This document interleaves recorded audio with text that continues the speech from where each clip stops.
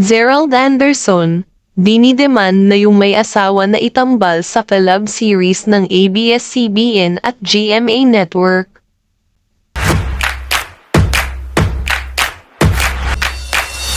Natawa kami sa comment na kung matutuloy si Gerald Anderson sa panibagong collab series ng ABS-CBN at GMA Network, dapat daw may asawa at may mga anak na ang kapuso aktres na mapapasama sa cast.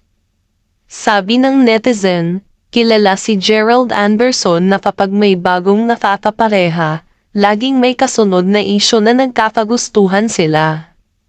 Kaya raw laging may mga comment na, "Matapot ka Julia," na ang tinutukoy ay ang girlfriend na si Julia Barreto.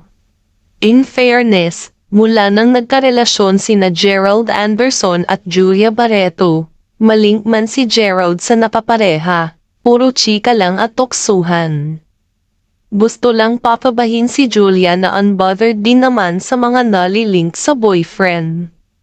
Kabilang si Kylie Padilla sa binanggit ng fans na sinasuggest nilang makapareha ni Gerald Anderson. Dahil nagkapareha na sila sa pelikula at wala silang naging issue.